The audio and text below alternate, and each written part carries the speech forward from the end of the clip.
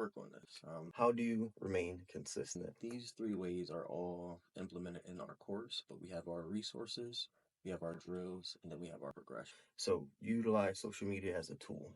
Review the videos, listen to the voiceovers, and try to compare yourself, your technique, with the technique of someone you think knows exactly what they're doing.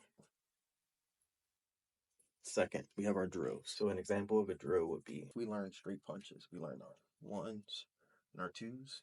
We can throw them fast or we can throw them powerful. So we might have 1, 2, throwing them fast. We might have 1, 2, 1, 2. And what makes it a drill is the situation. So if your coach is telling you throw them as fast as possible, now you're working on either your speed, your technique, or your cardio. Your coach is telling you to throw them as hard as possible. Now you're working on your power, your technique, as well as your conditioning. So I know they might sound the same, but like conditioning versus cardio. If I'm throwing something really, really hard, I'm conditioning my knuckle, I'm conditioning my arm, I'm conditioning everything to absorb this and endure it. That's the difference between conditioning and cardio. Like the endurance part, the bearing part versus cardio. If I'm going fast, my heart rate is going to be up, and I'm going to keep it up, and it's going to make benefits, but it wouldn't be the same benefits. Another thing about like if I'm going quick, my technique might look like this. The short arms, short punches, um, versus a long, all the way extended punch.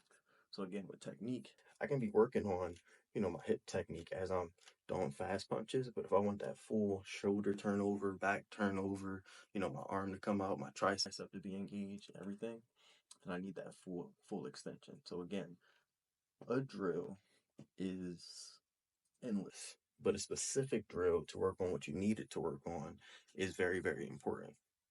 So in our course, you'll find plenty of drills. YouTube, of course, has plenty of videos, but you want to keep your drills and your reinforcement to something that, like, again, we have lessons. So pick one thing a week, focus on that for that week, and then try to do something different. That way you get enough reps to actually remember it.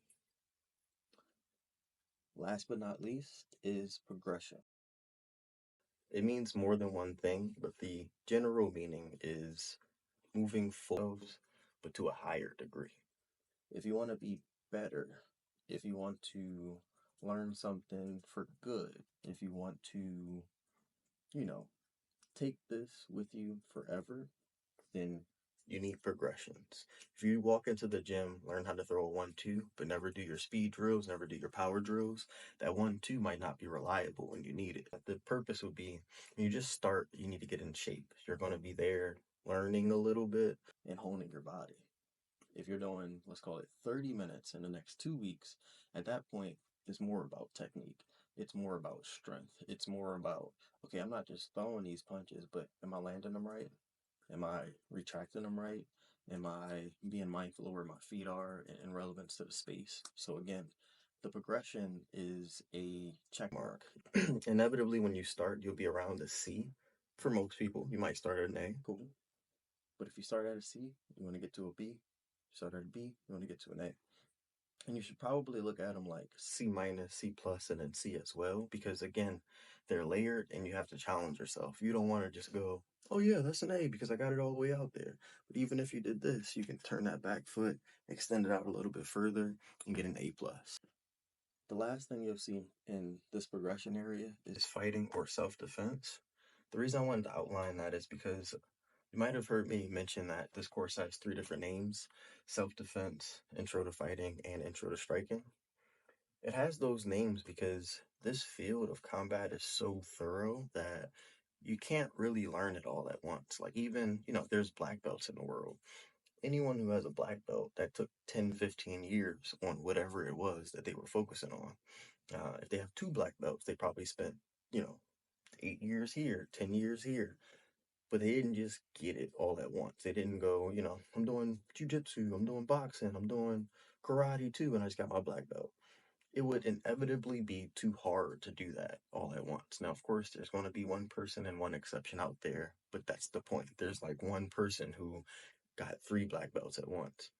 For most people, you'll need to focus and hone in on exactly what it is that you want to be an expert in before you can go to something different. And you might even like, you don't need to get the black belt first. You can make it to purple, be an advanced, almost expert, and then start to ingrain something else. The goal for this video and this promo was to make an overview, to let people know what was going on. I know that if I made too long of a video, we would lose a lot of people, audience retention and whatnot.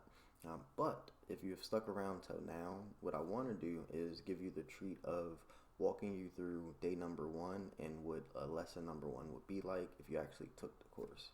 So stick around for a little bit, and what I'm going to do is pull up the course, pull up the face cam. I'll do a little voiceover and show you kind of how to navigate it, as well as shoot to a few clips of me actually doing what you see in each course. And for instance, the lesson is paired with drills, it's paired with workouts, it's paired with tips.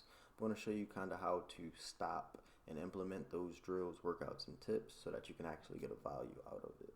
So stick around, just bear with me. I know it's been a long video already, but this one definitely is worth it.